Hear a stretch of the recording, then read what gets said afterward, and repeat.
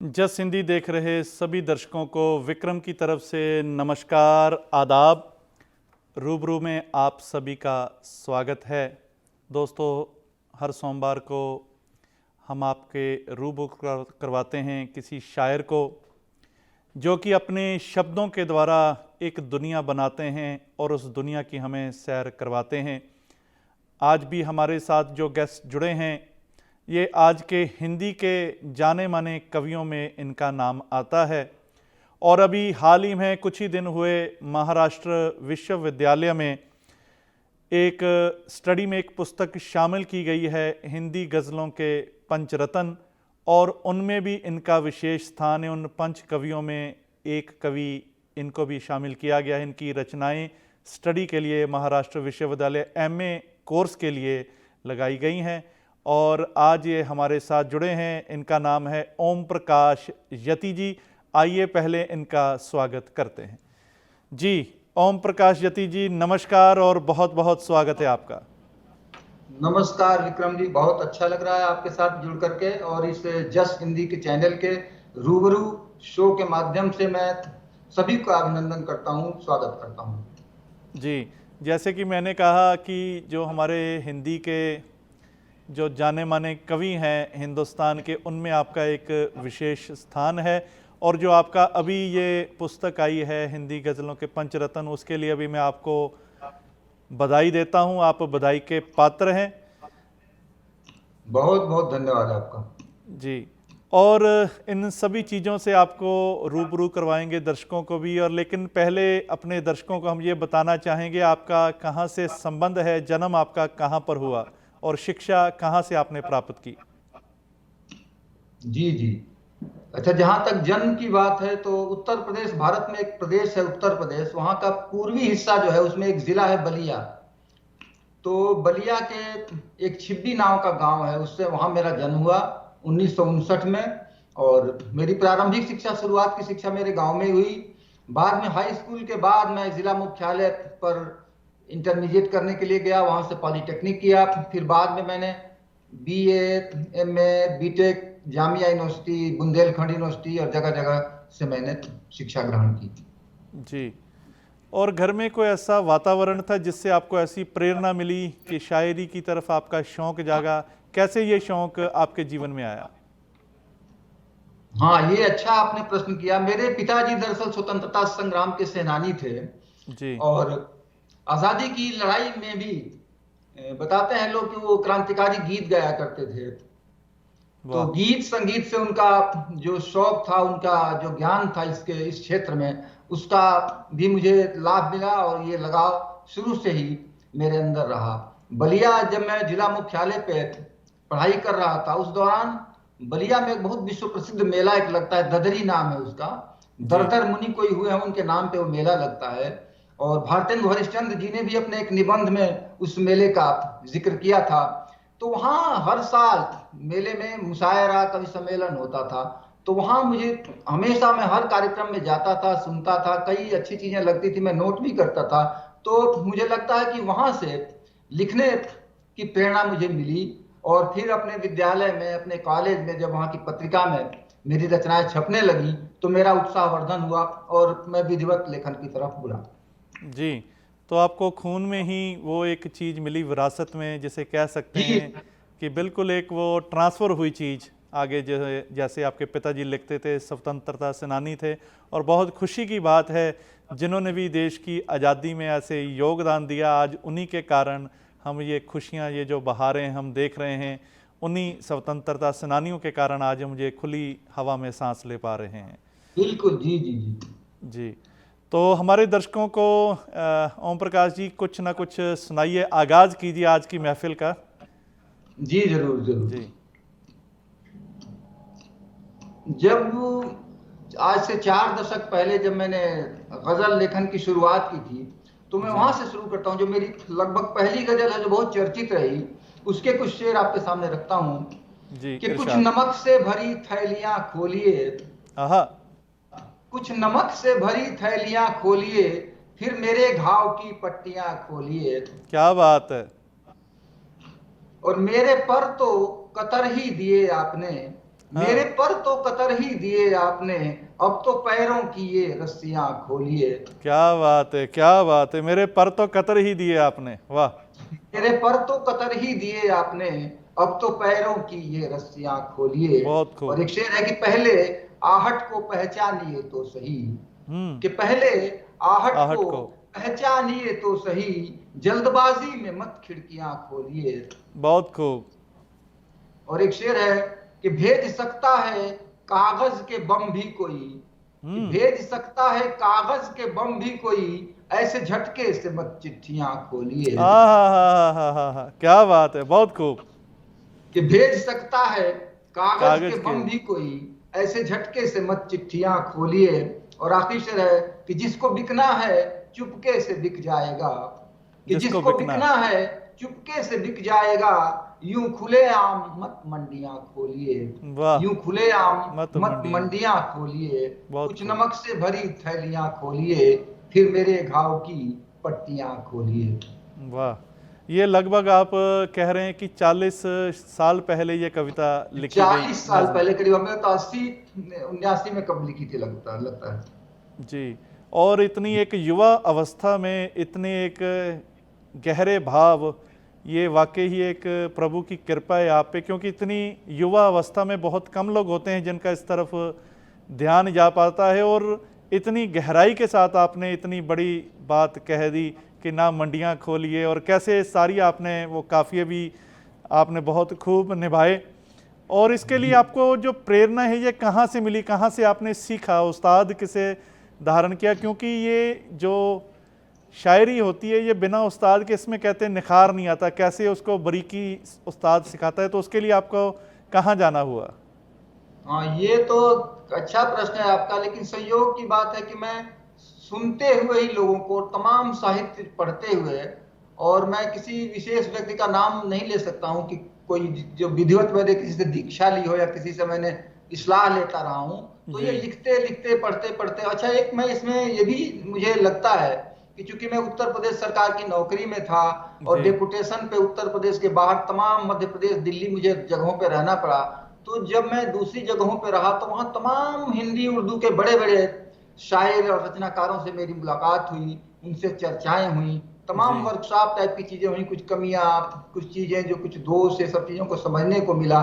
तो इनसे स्वतः धीरे धीरे ये चीजें एक निखार आता गया, और रचना को जो आज का स्वरूप है वो अपने आप उससे ढलता गया। बिल्कुल, ये कह सकते हैं कि उत्तर प्रदेश के एक खून में ही ये चीज़ मिलती है कि वहाँ जैसे जी लखनऊ भी है, इलाहाबाद, वहाँ की जो शायरी है एक जी जी। उस्तादी वाली शायरी वो मानी जाती है, एक गढ़ माना जाता है शायरी का इस इलाके को। हाँ, सही कह रहे हैं आप। मैं लखनऊ रहा, बिजनौर रहा, अलीगढ़ रहा, झांसी रहा, गोरखपुर रहा, दिल्ली बहुत समय तक रहा। जी। तो ये एक बहुत कारण, दिल्ली में जब हम होते थे तो तमाम वहां पे समझिए कि कॉफी हाउसेज में या जगह जगह हम लोगों की गोष्ठियां होती थी सैटरडे संडे में। जी। कई उस्ताद शायर आजकल के जो है उस समय युवा होते थे, वो लोग मंगल नसीम जी हैं, विज्ञान व्रत हैं, और लक्ष्मी शंकर वाजपेयी, तमाम लोगों की वर्कशॉप होती थी।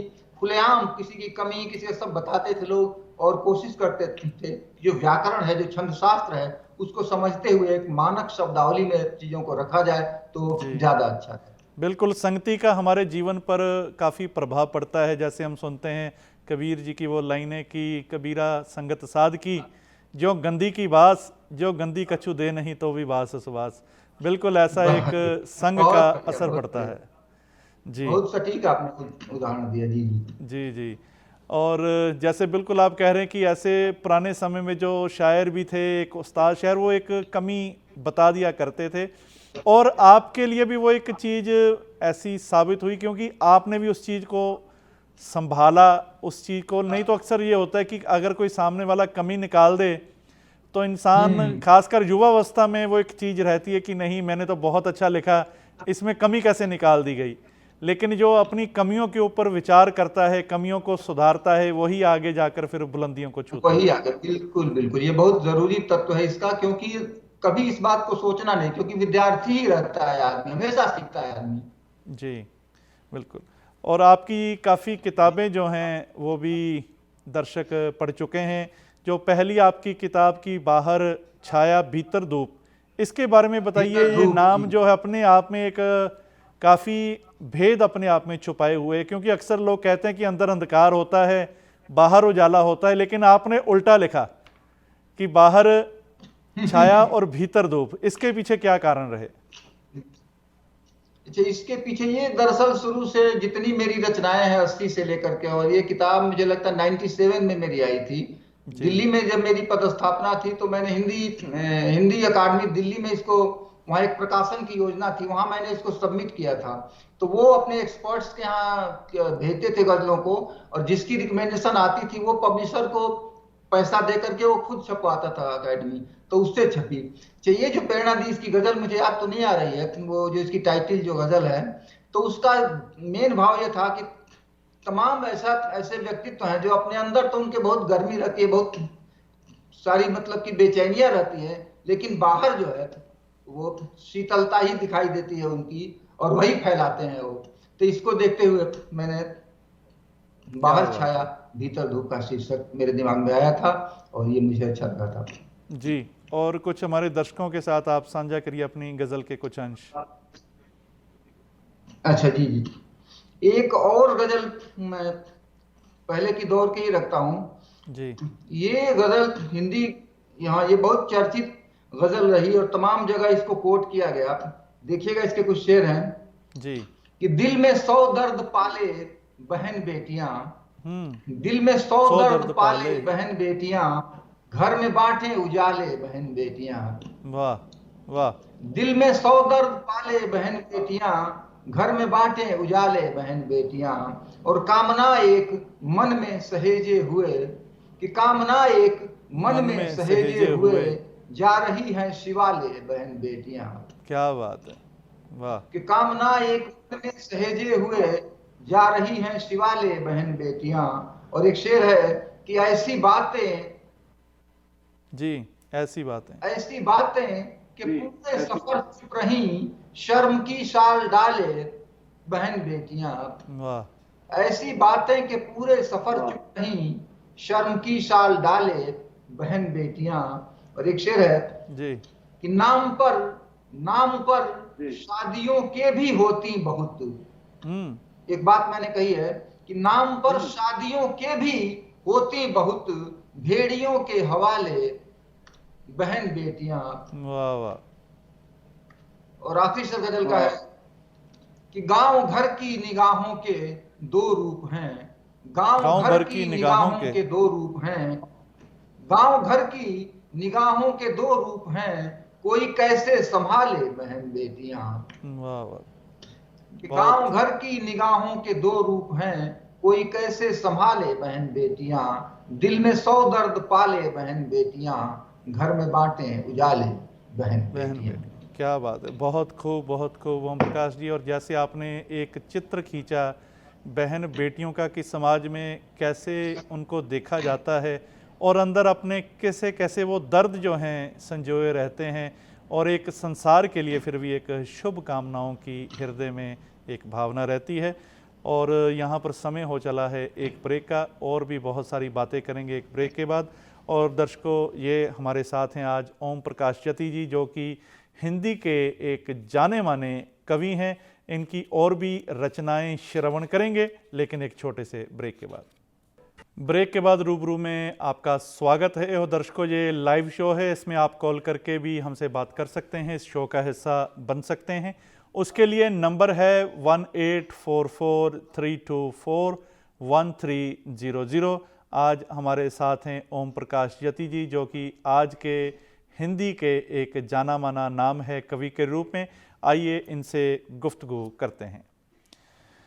जी ओम प्रकाश जी, जैसा कि आप बता रहे थे ब्रेक पे जाने से पहले, जो कविता आपने लिखी, एक दर्द लिखा एक बहू बेटियों का, बहनों का, वो वाकई जब वो ऐसा कवि लिखता है, आम इंसान को ये लगता है कि ये मेरी ही बात हो रही है, और बिल्कुल एक दूसरे के दिल तक वो छाप छोड़ती हैं ये बातें। तो आप कैसे एक सब्जेक्ट जो हैं कैसे लेते हैं अपनी शायरी को लिखने के लिए, कैसे गज़ल को लिखने के लिए वो सब्जेक्ट आप चूज करते हैं? सब्जेक्ट के बारे में तो मैं देखिए सिर्फ यही कह सकता हूं कि बहुत ज्यादा कल्पना की उड़ानों में कभी रहा नहीं मैं शुरू से ही, और अपने आसपास की चीजें जो मैं देखता हूँ जो घटित होती हैं, और उनसे कोई ऐसी चीज है जिससे उद्वेलित होता है मन, तो वो हमारी रचनाओं में आती है। और कई बार जैसे ये बहन बेटियां या इस तरह की ऐसी रचनाएं हैं, एक बाबूजी मेरी रचना थी जो हमारी उस हिंदी गजल के पंचरत्न में शामिल है वो, तो उसको तो लिखते समय भी और अब भी कभी पढ़ना होता है तो मैं खुद ही उसको पढ़ नहीं पाता, कई बार अजीब सा भावुकता आ जाती है। तो दिल को जो चीजें छू जाती हैं वो अपने आप कुछ ना कुछ वो अपने लय के साथ आती हैं और वो फिर वो गजल का स्वरूप लेती हैं, मैंने ऐसा देखा है। जी, जो एक कवि होता है वाकई इसे कहते हैं कि एक समाज का दर्पण होता है। समाज के जितने भी रंग हैं उनको अपनी कविता में संजोकर जब ये पेश करता है तो लोगों को लगता है वाकई ये हमारी दिल की बात जो है ये कवि कह रहा है, और तभी जो बातें हैं वो दूसरे के दिल को छू जाती हैं। हाँ बिल्कुल यही बात है, बिल्कुल अपनी बात भी कहिए तो जब पूरी दुनिया की समाज की जमाने की बात हो जाती है तो लगता है कि ये कुछ हमने इसमें सफलता पाई। जी, और जी। जैसा कि आप कह रहे हैं कि वो पंचरत्न की जो गज़ल है बाबूजी, अगर हो सके तो हमारे दर्शकों के साथ वो ज़रूर आप साझा करिए वो गज़ल। अच्छा हाँ जी जी, वो गजल है, उसको मैं लोक गजल के नाम से बोलता हूँ कि थोड़ा सा वो उसमें देशज जो है ना आंचलिक शब्द भी कुछ आए हुए हैं, तो जी उसको देखिएगा। तमाम माँ पे बहुत सारा लिखा गया है, तो मेरी वो गजल पिता पे है। जी। उसका मतलब है कि दुख तो गांव मोहल्ले के भी हरते आए बाबूजी, दुख तो गांव मोहल्ले के भी हरते आए बाबूजी, बाबूजी। पर जिंदगी पर जिंदगी की भट्ठी में खुद जरते आए बाबूजी। वाह। जिंदगी है, हम लोग आंचलिक भाषा में जिंदगी कहा गया है, कि दुख तो गांव मोहल्ले के भी हरते आए बाबूजी, बाबूजी। पर जिंदगी की भट्ठी में खुद जरते आए बाबूजी। और एक शेर है इसका कि कुर्ता धोती गमछा टोपी सब जुट पाना मुश्किल था, कुर्ता धोती गमछा टोपी सब जुट पाना मुश्किल था, मुश्किल था। पर बच्चों की फीस समय से भरते आए बाबूजी। वाह वाह वाह वाह। कि कुर्ता धोती गमछा टोपी सब जुट पाना मुश्किल था, मुश्किल था। पर बच्चों की फीस समय से भरते आए बाबूजी। बाबूजी। और एक शेर देखें कि बड़की की शादी से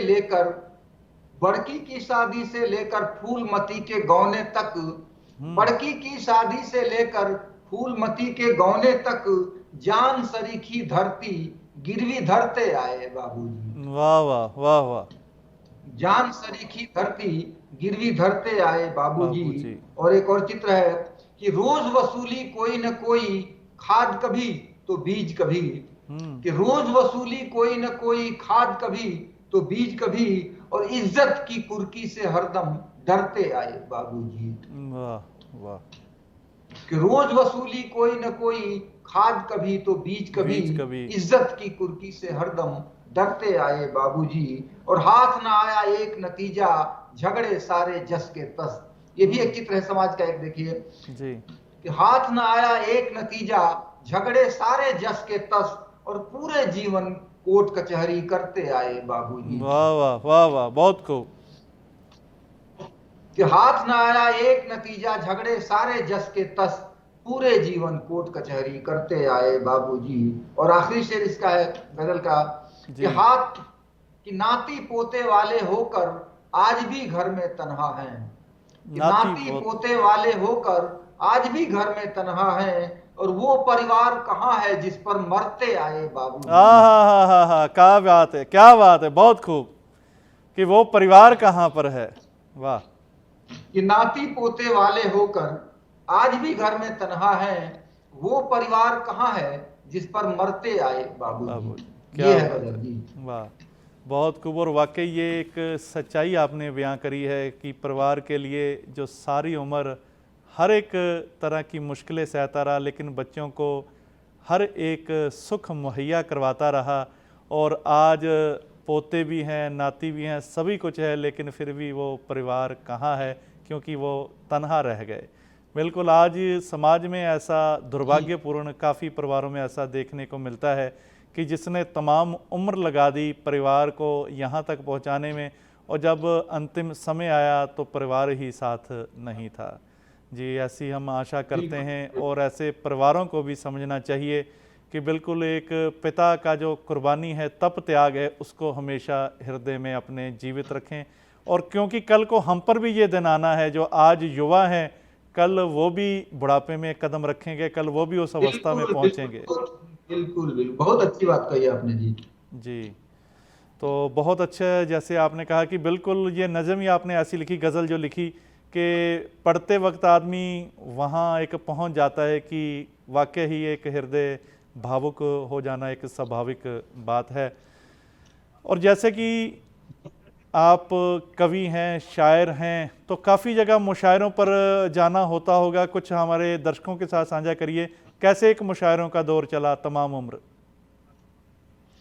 हाँ, ये तो अच्छा प्रश्न है। अब शुरू में जब मुझे लगता है कि 90 का जो दशक था, जी तो उसमें बहुत ज्यादा रुचि भी थी और बड़ा उत्साह रहता था। कहीं भी कार्यक्रम होता था, जहां भी बुलाया जाता था तो हम लोग चले जाते थे। नौकरी थी लेकिन छुट्टी लेकर के, तो उसमें बहुत जगह मैं कवि सम्मेलनों में, मुशायरों में मैं गया।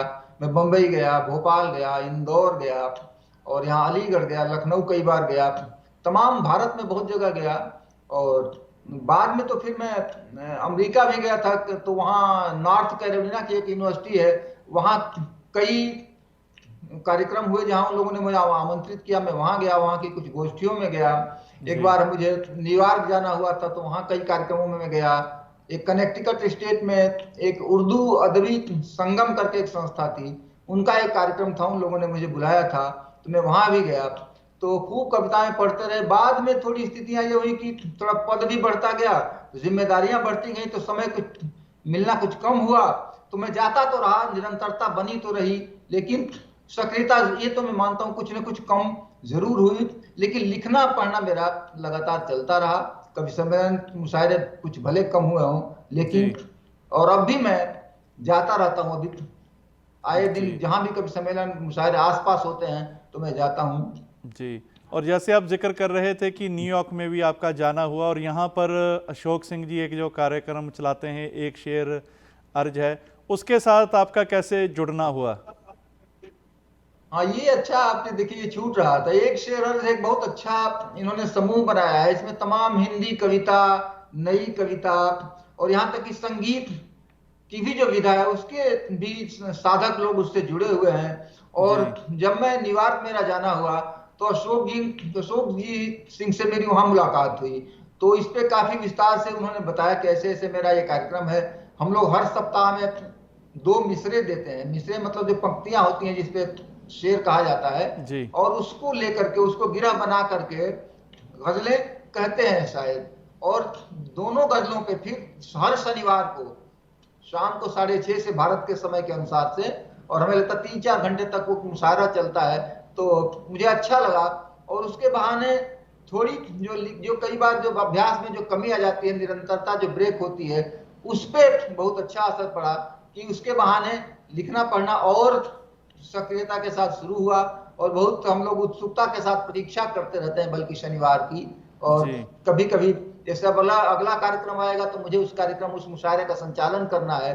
तो बहुत उत्सुकता के साथ सभी साथी लोग जुड़े रहते हैं, तमाम देशों के, कोई नॉर्वे से है, कोई मलेशिया से है, जी कोई सिंगापुर से है, और जगह जगह से, हम कनाडा से, तमाम लोग जुड़े हुए हैं। तो जी। एक अच्छा कार्यक्रम है। और अशोक जी बहुत अच्छी तरह से और साहित्य की सेवा के रूप में उस कार्यक्रम को आगे बढ़ा खासकर रहे अगर हैं। हम कहें कि जो कोरोना काल में जब सभी लोग घरों में बैठ गए थे, तो एक बहुत अच्छा ये प्रयास किया गया कि एक इस रूप से ऑनलाइन, जैसे हम कहते हैं, जूम पर ये एक मुशायरा ये आयोजित किया गया, और ये इतना लोगों को पसंद आया कि वो लगातार लगभग 2 वर्ष के उपरांत भी ये चल रहा है। हाँ बिल्कुल, वो चल रहा है। हमें लगता है कि कितना 100 सप्ताह शायद उसके हो चुके हैं, और अब 100 से ऊपर 111-12 उसके कार्यक्रम हो चुके हैं। और ये जी इसका बहुत लाभ रहा, क्योंकि ऑनलाइन ही कार्य हो सकता था। इस बीच तो गैदरिंग पे रोक थी, तमाम तरह के प्रतिबंध सरकारों के थे, कहीं आना जाना नहीं हो पा रहा था। तो जी उसके लिए वो एक बहुत अच्छा जरिया बना। और जो भी इस शौक से जुड़े हुए लोग हैं, वो वहाँ एक जगह इकट्ठा होते हैं, और बहुत ही एक अच्छे माहौल के साथ साहित्य की, अदब की चर्चा वहाँ पे हम लोग जी करते हैं। जी। ओम प्रकाश जी, आपको काफ़ी पुरस्कारों के साथ भी नवाजा जा चुका है, इन सभी की चर्चा करेंगे एक छोटे से ब्रेक के बाद। और दर्शकों, आज हमारी खुशकिस्मती कह लीजिए कि हिंदी के जाने माने जो कवि हैं ओम प्रकाश यति जी, ये हमारे साथ हैं। इनको कई जगह पर पुरस्कार दिए गए, सम्मानित किया गया। इन सभी विषयों पर चर्चा करेंगे, लेकिन एक छोटे से ब्रेक के बाद। ब्रेक के बाद एक बार रूबरू में आप सभी का फिर से स्वागत है। और दर्शकों, ये लाइव शो है, इसमें कॉल करके भी आप हमसे बातचीत कर सकते हैं। उसके लिए नंबर है 18443241 आज हमारे साथ हैं ओम प्रकाश यति जी, जो कि एक हिंदी के कवियों में एक जाना माना नाम है। आइए एक बार फिर से इनके साथ मुलाकात करते हैं। जी ओम प्रकाश जी, एक बार फिर से बहुत बहुत स्वागत है आपका। जी स्वागत, धन्यवाद जी। और जैसा कि ब्रेक पे जाने से पहले मैं आपसे पूछ रहा था कि आपको काफ़ी पुरस्कारों से, काफ़ी जगह सम्मान आपको दिया गया, और 2020 में उत्तर प्रदेश गवर्नमेंट की तरफ से भी आपको विशेष सम्मान दिया गया। उसके बारे में आप हमारे दर्शकों को कुछ बताइए। जी, मेरी पुस्तकों को या मेरे लेखन को या मेरी गजलों को मान्यता के तौर पे कई बार इस रचना धर्मिता को देखते हुए मुझे पुरस्कार मिले हैं। तमाम संस्थाओं द्वारा पुरस्कार दिए गए हैं। 2013 में मुझे लगता है एक संस्था है जिसमें हमको दुष्यंत जो हमारे हिंदी गजल के प्रणेता कहे जाते हैं, उनके नाम पे एक दुष्यंत सम्मान दिया जाता है। वो मुझे हिंदी साहित्य कला मंच ने दिया था। वो कार्यक्रम मेरठ में हुआ था। उसके बाद से एक संस्था है सृजन सम्मान देती है उस सहारनपुर में, तो वहां मुझे मेरी एक कविता सच कहूं तो जो है उसी के लिए वो मुझे पुरस्कृत किया गया था। एक और सम्मान वो यशपाल जैन सम्मान है, मुझे नाम याद आ रहा है, दिल्ली की संस्था है कोई, वो हिंदी साहित्य परिषद, उन्होंने मुझे सम्मानित किया था। और अभी मेरी किताब जो है सरोकारों के रंग, वो उस पे उत्तर प्रदेश सरकार का जो हिंदी संस्थान है उसने मुझे पुरस्कृत किया। और मैं ये भी बताना चाहता हूं कि उसका समारोह बहुत बड़े पैमाने पे, एक बड़ा समारोह लखनऊ में आयोजित किया जाता है। तो वो 9 जनवरी को शायद डेट थी, तो उस दिन सम्मानित करने के लिए सबको बुलाया गया था वहां। मैं भी वहां पहुंचा था, लेकिन दुर्भाग्यपूर्ण स्थिति ये रही कि उस दिन अपने जो जनरल बिपिन रावत जी हैं, उनका हेलीकॉप्टर की दुर्घटना में निधन हो गया था, और उसके वजह से चूंकि पूरे प्रदेश में शोक मनाया जा रहा था, तो वो कार्यक्रम संपन्न नहीं हो पाया। फिर बाद में वो पुरस्कार और वो सब चीज घर पे ही हम लोगों को उपलब्ध कराई गई। जी, एक कवि के लिए बहुत एक, ये कह लीजिए कि एक जब सम्मानित किया जाता है तो एक गौरवान्वित होने वाली वो एक बात होती है। तो उस समय जब आप पुरस्कार लेते तो कैसा एक मन में भाव आया, या कैसे आप महसूस करते हैं जब इतना बड़ा आपको सम्मान दिया गया? नहीं, उसके समय भाव की बात तो यह है कि लिखते समय जो हम लोगों की एक निरंतर अपना जीवन का जो दायित्व है, अपना समाज का जो दायित्व है, उसको निभाते हुए एक अलग से हम लोग एक अतिरिक्त जो ये कार्य कर रहे हैं, तो उसको कुछ मान्यता मिलती है तो लगता है कि कुछ इसकी सार्थकता है और हम कुछ इसमें सफलता प्राप्त कर रहे हैं। तो एक रिकॉग्निशन के तौर पे अच्छा लगता है कि इस तरह से तमाम जो साहित्यिक इदारे हैं वो हम लोगों को पहचान रहे हैं, और जो हम लोग कर रहे हैं उसको एक मान्यता मिल रही है। जी। और ओम प्रकाश जी, हमारे दर्शकों को कुछ और अपनी गजलों के कुछ रंग सुनाइए। जी जी, एक मैं आपको हिंदी की तो गजलें है ही मेरी, लेकिन इसमें हिंदी के अधिकतर शब्द आए हैं। ये गजल है कि जो दिखाई देते हैं संकीर्णता के पक्ष में, जो दिखाई देते हैं संकीर्णता के पक्ष में, ऐसे लोगों से नहीं मैं मित्रता के पक्ष में। जो दिखाई देते हैं संकीर्णता के पक्ष में, ऐसे लोगों से नहीं मैं मित्रता के पक्ष में। और शेर है कि बंधनों में रह के जीना चाहता कोई नहीं, कि बंधनों में रह के जीना चाहता कोई नहीं, है सभी स्वाधीनता स्वच्छंदता के पक्ष में। वाह। कि बंधनों में रह के जीना चाहता कोई नहीं, है सभी स्वाधीनता स्वच्छंदता के पक्ष में। और एक शेर देखें कि जहर था बातों में उसकी जानते थे सब मगर, जहर था बातों में उसकी जानते थे सब मगर, आ गए कुछ लोग उसकी धृष्टता के पक्ष में। क्या बात है, क्या बात है। जहर था बातों में उसकी जानते थे सब मगर, आ गए कुछ लोग उसकी धृष्टता के पक्ष में। और एक और बात कहना चाहता हूं, देखिए कि जिससे कविता को समझ पाना ही हो जाए कठिन, कि जिससे कविता को समझ पाना ही हो जाए कठिन, कौन होगा आज ऐसी विद्वता के पक्ष में। वाह वाह वाह वाह। जिससे कविता को समझ पाना ही हो जाए कठिन, कौन होगा आज ऐसी विद्वता के पक्ष में। और आपसी सद्भाव संकट में नजर आता है तब। एक ये भी दृश्य है, देखिए कि आपसी सद्भाव संकट में नजर आता है तब, जब खड़े होते हैं हम धर्मांधता के पक्ष में। वाह वाह वाह वाह, बहुत खूब।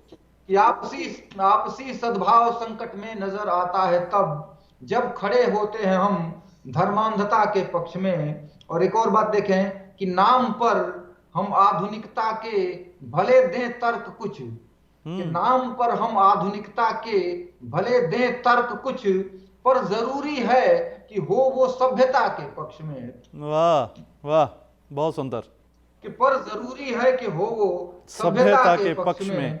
और एक से देखिए कि हम मुसीबत में भी अपनी आस्था खोते नहीं, हम मुसीबत में भी अपनी आस्था खोते नहीं, बोलते रहते हैं अपने देवता के पक्ष में। हाँ, बहुत खूब बहुत खूब जी। कि हम मुसीबत में भी अपनी आस्था खोते नहीं, बोलते रहते हैं अपने देवता के पक्ष में। और आखिरी शेर गजल का है कि चीज ऐसी है सियासत अच्छे अच्छे लोग भी, कि चीज ऐसी है सियासत अच्छे अच्छे लोग भी, बोलने से डर रहे हैं योग्यता के पक्ष में। क्या बात है, क्या बात है, बहुत सुंदर। कि चीज ऐसी है सियासत अच्छे अच्छे लोग भी, बोलने से डर रहे हैं योग्यता के पक्ष में। ये है। बहुत सुंदर, बहुत सुंदर ओम प्रकाश जी। और जैसे आपने एक चित्र खींचा है एक समाज का, कि सारा कुछ होते हुए फिर भी वो कई बार योग्यता के पक्ष में जो लोग बोलने से डरते हैं, ये सियासत चीज़ ऐसी है। बहुत खूब। और ओम प्रकाश जी, आपसे पूछना चाहूँगा कि कई बार जैसे आप गज़ल लिखते हैं, फिर उसे जब मुशायरे में आप पढ़ते हैं या लोगों के सामने किसी तरह का भी रूप हो, कई बार ऐसे मन में होता है कि ये गज़ल का जो शेर है ये बहुत अच्छा लिखा गया, इस पर खूब वाह वाह मिलेगी, लेकिन होता उसके उलट है कि उस पर वाह वाह कम मिलती है। लेकिन कई बार ऐसे होता है कि जो शेर आपको लगता है कि थोड़ा हल्का है, उस पर वाह वाह ज़्यादा मिल जाती है। ऐसा भी कभी होता है? हाँ, ये अच्छा आपने पूछा। कई बार ऐसा होता, मैंने देखा कि वही गजल मैंने कहीं पढ़ी तो ऐसा होता है कि बिल्कुल एक एक शेर पे इतनी दाद मिलती है, लोग बिल्कुल, तो हमें लगता है कुछ माहौल उस समय जो हमसे पहले जो कोई पढ़ चुका होता है, कई बार कोई हास्य का कोई माहौल ऐसा बन जाता है, कोई हास्य का कोई कवि पढ़ के चला गया है, तो उससे फिर वो एक जो ट्रांजिशन है उसमें कुछ लगता है, कुछ समय लगता है। तो वही चीज कई बार लगता है कि कितनी बढ़िया तरह से लोगों ने सुना, और कई बार खुद को महसूस होता है कि आज ये चीज पहुंच नहीं पाई लोगों तक। ये बहुत अच्छी बात आपकी है, अक्सर ऐसा होता रहता हम लोगों के साथ। जी, कहते होते हैं जो आगे व्यूअर्स बैठे, जो दर्शक बैठे होते हैं, उनका भी जागृत होना बहुत जरूरी है, क्योंकि ऐसी कई बार कवि ने इतनी मेहनत से एक वो भाव लिखे होते हैं, लेकिन आगे अगर सुनने वाला जागृत अवस्था में नहीं बैठा तो वो एक वैसे ही वो भाव चला जाता है, जिसको हम उस तरह से श्रवण नहीं कर पाते जिस तरह से हमें करना चाहिए। इसीलिए कहते हैं कि जब ऐसी वाणी आ रही हो तो अपने आप को जागृत अवस्था में बिठा कर रखिए। बहुत सही, बिल्कुल यही होता है जी। और आप एक जो विश्व हाइकू कोर्स में भी आपकी जो काफ़ी रचनाएं हैं शामिल की गई हैं, तो पहले हमारे दर्शकों को ये बताइए जो हाइकू होता है ये क्या होता है? जी जी जी, ये बहुत अच्छा आपने सवाल किया। एक नई विधा है और तमाम लोग हाइकू लिख रहे हैं, क्योंकि इसमें अनुशासन का बहुत बड़ा इसमें रोल नहीं रहता है, इसमें भाव पे बहुत ज्यादा निर्भर करता है। मुख्य रूप से क्योंकि जापान में पहले लिखे जाते थे हाइकू और वहां से आए हैं ये भारत में, तो जापान में तो ये मुख्य रूप से प्रकृति पे लिखे जाते थे जी। और चूंकि भारत में जब आए तो ये एक समकालीन कविता, जो हमारा जो समकालीन कविता का जो रंग है, भारत की भारतीय जो कविताएं जो हैं, तो उसी रंग में हर तरह के विचार, हर तरह के कथ्य हाइकू में आने लगे। और हाइकू बहुत ही छोटी विधा है, बहुत ही कसावट की जरूरत है इसमें, और सिर्फ 3 पंक्तियों की कविता है, और 3 पंक्तियों में भी प्रथम पंक्ति में 5 अक्षर, शब्द नहीं 5 अक्षर होते हैं, दूसरी में 7 अक्षर होते हैं, तीसरी में फिर 5 अक्षर होते हैं। तो 5 7 5 की ये विधा है। और हम लोग कई बार जाते हैं इसकी वर्कशॉप में, तो हम लोग कहते भी हैं कि बहुत कठिन विधाओं में आप लोग नहीं लिख पा रहे हैं, तो ये बहुत आसान भी है। और थोड़ा सा इसको घनीभूत करके अगर आप सोचें तो आप 5 7 5 में अपनी बात इसको बहुत अच्छे तरीके से कह सकते हैं। और फिर धीरे धीरे हम देखा बहुत सारे लोग इससे जुड़े हुए हैं। और अभी एक डॉक्टर जगदीश व्योम है यहाँ पे, उन्होंने हाइकू पे बहुत लंबे समय तक रिसर्च की और काम किया, और उन्होंने विश्व स्तर पे एक हाइकू कोष का निर्माण किया है। इसमें हमें लगता है हजारों इसमें हाइकू लिखने वाले लोग जुड़े हुए हैं। और इन्होंने किसी से हाइकू मंगाए नहीं है, सोशल मीडिया पे या कहीं आप प्रकाशित हुए हैं तो इन्होंने उसको संकलित करके और हाइकू उसमें शामिल किए हैं। मुझे तो बहुत बाद में पता चला, जब हाइकू कोष को मैंने देखा तो उसमें मेरे भी कई हाइकू उसमें शामिल किए गए हैं। तो मुझे अच्छा लगा कि हमने तो किसी को प्रकाशित करने के लिए कहीं भेजा नहीं, लेकिन ये हाइकू जरूर कहीं पहुंच चुके हैं, इसलिए उनको इस हाइकू कोष में भी, विश्व हाइकू कोष में भी स्थान मिला है। जी, हाइकू आपसे सुनेंगे ओम प्रकाश जी, लेकिन यहाँ समय हो चला है एक ब्रेक का। ब्रेक के बाद ये श्रवण करते हैं हाइकू का रंग। और दर्शकों कहीं ना जाइएगा, समय हो चला है एक ब्रेक का। मिलते हैं एक छोटे से ब्रेक के बाद। ब्रेक के बाद रूबरू में आपका स्वागत है। और आज हमारे साथ हैं ओम प्रकाश यति जी, जो कि अपने अनुभवों को कैसे शब्दों में, लफ्ज़ों में पिरोकर एक माला की तरह हमारे सामने पेश कर रहे हैं। और बहुत ही सुंदर एक समा उन्होंने बांधा हुआ है। आइए एक बार फिर इनके साथ गुफ्तगू करते हैं। जी ओम प्रकाश जी। जी, ब्रेक पे जाने से पहले हम हाइकू के बारे में बात कर रहे थे। कुछ हमारे दर्शकों को हाइकू के कुछ रंग आप जरूर सुनाइए कि किस तरह से हाइकू का एक पेशकारी की जाती है। जी जी जी हाँ, अभी मैंने बताया कि हाइकू का शिल्प क्या होता है और ये इसका स्वरूप कैसा होता है। तो मैंने जो कुछ हाइकू लिखे थे उसमें से कुछ मैं आपके सामने रखता हूँ। जैसे प्रकृति का मूल इसका स्वरूप होता है, तो एक मेरा हाइकू है कि रोता छोड़ के चली गई बारिश घने पेड़ों को। रोता छोड़ के, ये एक हाइकू है जी। रोता छोड़ के चली गई बारिश घने पेड़ों को। एक और हाइकू है जी कि बेटे के घर खांसते तक नहीं खुल के पिता। वाह वाह।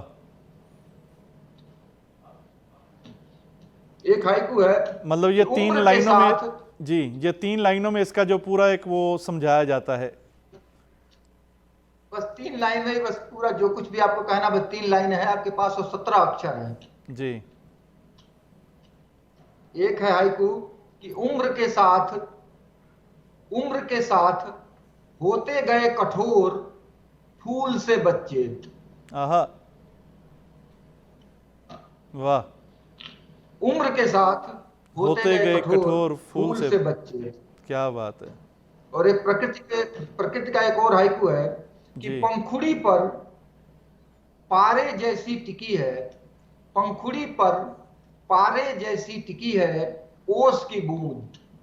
वाह, क्या बात है, बहुत सुंदर। और छोटे शब्दों में किस तरह से गहरे भाव, एक इसको कठिन विद्या भी कह सकते हैं, सरल नहीं है इतना सीमित से शब्दों में अपने भाव को लिख पाना। हाँ बिल्कुल सही कह रहे हैं, क्योंकि 5 7 5 कुछ भी लिख दो तो हाइकू नहीं बन जाएगा, इसलिए उसमें भाव तो बहुत ही और कसे हुए होने चाहिए, जिससे कुछ आप कहना जो चाह रहे हो बात पहुंचे। और एक जो सबसे चर्चित मेरा हाइकू है, जो हर जगह कोट कर रहे हैं लोग इसको, ये बहुत ही हृदय स्पर्शी बन गया था और ये कुछ इसमें वास्तविकता थी, इसलिए हाइकू में और जान आ गई थी। इसको ध्यान दीजिएगा कि मैं न पहुंचा मिट्टी हो गए पिता, मैं न पहुंचा मिट्टी हो गए पिता राह देखते। क्या बात है, क्या बात है जी। मैं न पहुंचा मिट्टी हो गए पिता राह देखते। ये हमारे कुछ हाइकू। जी जी, बहुत खूब। और ओम प्रकाश जी, आप खुद एक जाना माना, आपका नाम है, कवि हैं, शायर हैं, लेकिन आपने अपने जीवन में कौन कौन से ऐसे शायर रहे जिनको आपने एक पसंद किया, जिनको सुनने के लिए आप इंतजार करते थे और जिनको सुन के बहुत एक मन पे गहरा प्रभाव पड़ा? कौन कौन से ऐसे नाम रहे?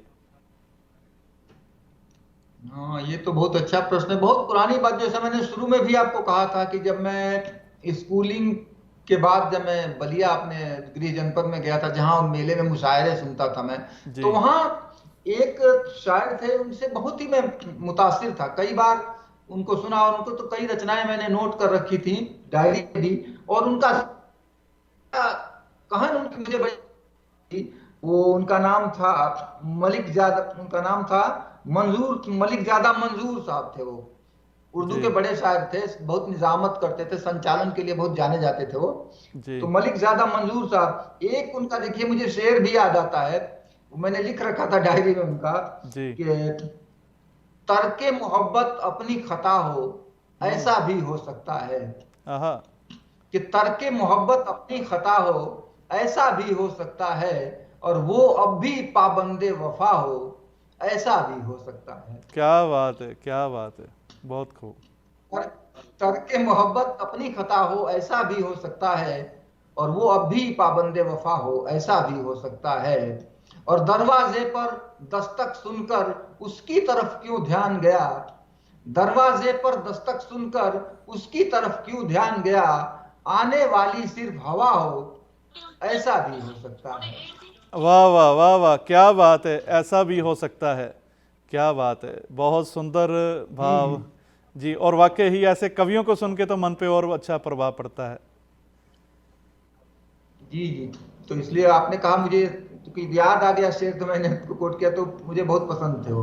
जी जी। जी, आपने एक कन्नड़ भाषा का भी अनुवाद किया, आकाशवाणी पे एक सर्वभाषी सम्मेलन होता है, उसके बारे में हमारे दर्शकों को बताइए, कैसा एक वो अनुभव रहा, कैसा एक वो रहा? हाँ जी जी जी जी जी, सही आपने कहा। ये एक बड़ा अच्छा अनुभव रहा, एक अलग तरह का मेरा अनुभव रहा। जी क्योंकि हिंदी में और तो हम लोग तमाम रचनाएं करते हैं, गजलें कहते हैं। तो यहाँ आकाशवाणी का भारत में जो एक सर्वभाषा कवि सम्मेलन होता है, हर साल आयोजन इसका किया जाता है। और इसमें तमाम जितनी भी भारतीय भाषाएं हैं हमारी, कन्नड़ है, उड़िया है, नेपाली है, सिक्की है, आपकी मणिपुरी है, कश्मीरी है, जी डोगरी है, तो सभी भाषाओं के कवियों को वहां आमंत्रित किया जाता है। और मूल कवि रचना पढ़ता है अपनी, और उसके बाद फिर उसका एक अनुवाद के लिए हिंदी कवि भी वहां बुलाया जाता है। तो ये 2008 की बात है, जब नागपुर में आकाशवाणी ने यह कार्यक्रम आयोजित किया था। जी महाराष्ट्र का नागपुर जो शहर है, तो वहां मुझे कन्नड़ कविता के अनुवाद के लिए बुलाया गया था। तो शुरू में तो मुझे लगा कि भाई मुझे क्यों कन्नड़ कविता के अनुवाद के लिए बुलाया गया, क्योंकि मैं तो कन्नड़ जानता नहीं। फिर जी उनसे बात हुई, उन्होंने पूरा लिटरेचर भेजा। और जो कन्नड़ कविता थी उनकी, देखिए मुझे नाम याद भी आ गया उनका, बड़े कवि थे, ज्ञानपीठ शायद पुरस्कार भी मिला था उनको, डॉक्टर लक्ष्मीपति कोलार, उनकी वो कन्नड़ की कविता थी। तो फिर उन्होंने मुझे अंग्रेजी में उसका अनुवाद उपलब्ध कराया, और उनके साथ एक मीटिंग का भी इन्होंने बंदोबस्त किया, जहां अनुवाद, और कई बार होता है कि सिर्फ शब्दों का अनुवाद करने में उसकी संस्कृति, उसके संस्कार, उसके भाव बहुत सारे छूट जाते हैं, तो ऐसा ना होने पाए। तो उनके साथ एक मीटिंग भी हुई, और तब जाकर के मैं कन्नड़ का अंग्रेजी के माध्यम से फिर मैंने हिंदी में अनुवाद किया। और मुझे बड़ा अच्छा लग रहा है, मुझे ध्यान आ रहा है जब नागपुर में वो कार्यक्रम हो रहा था, वाह। डॉक्टर लक्ष्मीपति कोलार जो मूल कवि थे जो उसके कन्नड़ के, उन्होंने रचना सुनाई, तो एकदम सन्नाटा सा था पूरे हाल में। और फिर मुझे पुकारा गया, जब मैंने उसका हिंदी अनुवाद सुनाया, तब जाकर के तालियां बजी, क्योंकि तब लोगों के समझ में आया, तब वो जी कविता पहुंची। वाह। तो ये एक बड़ा अच्छा मेरे साथ अनुभव जुड़ा हुआ है। मुझे अच्छा लगता है कि जी, दूसरी भाषा के अनुवाद करके भी मुझे उस कार्यक्रम में जाने का अवसर मिला। ये भी एक बहुत बड़ी, इसको सेवा कह सकते हैं, कि जो किसी दूसरी लैंग्वेज के कवि के भाव को सरल भाषा में लोगों तक पहुंचा पाना, ये वाकई अपने आप में एक बहुत बड़ी सेवा भाव है ये। जी बिल्कुल जी, बिल्कुल, ये घटना मुझे हमेशा याद रहती है जी। धन्यवाद। जी, जैसा कि ओम प्रकाश जी आप जिक्र कर रहे थे कि बहुत युवा अवस्था में आपने लिखना प्रारंभ किया, आज के युवाओं के बारे में ये पूछना चाहता हूँ कि आज के युवा वर्ग में शायरी के प्रति कैसा एक उत्साह है, या आपके पास कैसे आज के कुछ युवा आते हैं आपसे कुछ सीखने के लिए, कैसा आजकल का माहौल है? नहीं, ये अच्छा प्रश्न है आपका। माहौल तो मैं देखिए कहूंगा बहुत उत्साहजनक है। तमाम युवा और सब लोग आ रहे हैं, लिख रहे हैं, सीख रहे हैं। और ये जो सोशल मीडिया का एक जो प्रचार प्रसार हुआ है, और वो आपकी रचनाएं, आपकी चीजें प्रकाशित एकदम इंस्टेंट तुरंत पहुंच जाती हैं, तुरंत आप पोस्ट कर देते हैं। जी तो लेकिन मैंने ये देखा कि बहुत जल्दबाजी में दिखते हैं युवा। तमाम हमारे पास लोग आते हैं सीखने समझने के लिए, लेकिन जब उसकी पेचीदगी में जाते हैं तो कई लोग तो बहुत रुचि लेते हैं और कहते हैं कि हाँ ये मुझे बहुत अच्छा लग रहा है। लेकिन कुछ लोगों को लगता है कि अरे ये तो हमारे बस की बात नहीं। तो फिर उससे भाग खड़े होते हैं, तो उससे फिर बात बनती नहीं है। या उनकी चीज किसी को कमी बताइए तो भी उनको, कुछ लोग ऐसे हैं जिनको वो नागवार लगता है, तो फिर हमें नहीं लगता कि ऐसे लोग आगे पढ़ पाते। तमाम बच्चों को मैं जानता हूँ, युवाओं को, जो वैसे ही खूब मंच पे जा रहे हैं, खूब सुना रहे हैं और तमाम तरह की लोकप्रियता के ऐसे आभा मंडल में फंस गए हैं, लेकिन वो अभी तक न मीटर में बहर में उनको कोई मतलब ही नहीं, बस वो गा देते हैं और वो पढ़ देते हैं। जी तो इसलिए बड़ी एक निराशाजनक स्थिति है। लेकिन बहुत सारे लोग आ रहे हैं, अच्छा लिख रहे हैं और सीख भी रहे हैं। इसलिए ऐसा नहीं कि कोई संकट की बात है, बढ़िया चल रहा है। लोग खूब आज भी आ रहे हैं, अच्छा लिख रहे हैं जी और अच्छी अच्छी रचनाएं आ रही हैं। जी जी। जी, मुझे वो एक शेर याद आ रहा आपकी बात से कि मोहब्बत के लिए कुछ खास दिल मखसूस होते हैं, ये वो नगमा है जो हर साज पे हाँ गाया नहीं हाँ, जाता। कुछ चंद लोग ही होते क्या हैं जो बात, क्या निखल बात। कर आते हैं ऐसी एक बात को समझने वाले और कहने वाले। ये हर किसी का एक सब्जेक्ट नहीं हुआ करता। बहुत जी जी। और सही सही, बहुत अच्छी बात है, अच्छी बात है। जी, ओम प्रकाश जी, आप एक कवि हैं, लेकिन इसके साथ साथ आपने एज ए प्रोफेशन किस जगह पर जो आपने नौकरी करी, कैसे एक जॉब करी? हाँ जी जी जी। मैं बहुत कम उम्र में, समझिए मैं 20 साल की उम्र में ही सरकारी सेवा में आ गया था। मैं सिविल इंजीनियरिंग में मैंने डिप्लोमा किया था। फिर बाद में मैं 1980 में, मेरी कुछ सर्विस बुक पे मेरी सेवा लिखी हुई है, बॉय सर्विस, मतलब जो बिलो 20 ईयर की एज में सेवा जो थी, कुछ जी महीने। और तो मैं सिंचाई विभाग उत्तर प्रदेश का जो इरिगेशन डिपार्टमेंट है, नहर डिपार्टमेंट, उसमें मैं था। और मैं 40 साल कुछ महीने मैंने सेवा की। और अभी पिछले साल, अभी जुलाई में 2021 में मैं रिटायर हुआ हूँ। वाह, बहुत खूब। और एक परिवार का कैसा एक सहयोग रहता है जब आप एक ये शौक पूरा करते हैं शायरी के लिए? परिवार किस तरह से सहयोग देता है, सपोर्ट करता है आपको? हाँ, ये भी बहुत महत्वपूर्ण प्रश्न है, क्योंकि तमाम जिम्मेदारियां जो रहती हैं, जैसे मैं परिवार के लिए तो मैं इतना ही कहूंगा, क्योंकि हम लोग तो जल्दी सेवा में आ गए और ज्यादातर बाहर ही रहना पड़ा।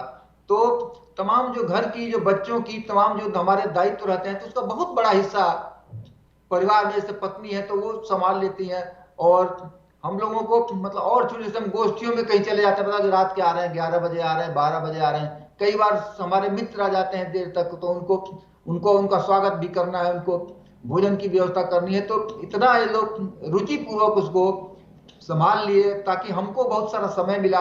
और मैं बहुत आभारी रहता हूं उनका, कि अगर इस तरह का माहौल नहीं मिलता जी तो हो सकता है कि तमाम झंझटों में उलझ करके साहित्य का जो लेखन हम कर पाए, शायद न कर पाते। तो जी ये बहुत सहयोग मुझे मिला, इसके लिए मैं सबका धन्यवाद करता हूं, परिवार का भी। जी। और ओम प्रकाश जी, समय हो चला है आपसे विदा लेने का। आपका हम हृदय से हार्दिक अभिनंदन भी करते हैं और धन्यवाद भी करते हैं कि आपने अपना कीमती समय हमें दिया और हमारे दर्शक जो कि बहुत अच्छी अच्छी आपकी रचनाएं जो हैं वो सुन पाए। इसके लिए हम तहे दिल से आपका शुक्रगुजार करते हैं। धन्यवाद, आप सबका बहुत बहुत आभार। जी, थैंक यू जी। और दर्शकों, ये थे ओम प्रकाश यति जी, जो कि अपनी लेखनी के लिए जाने जाते हैं, जो कि अपनी लेखनी के लिए जाने जाते हैं। इनके साथ आज आपको रूबरू किया। आप हमसे बात करने के लिए हमें ईमेल कर सकते हैं। हमारा ईमेल है vikram@justbroadcasting.com और info@justbroadcasting.com। कल फिर मिलेंगे एक नई सोच के साथ, एक नए गेस्ट के साथ। आज के लिए विक्रम को दीजिए इजाज़त। नमस्कार, धन्यवाद।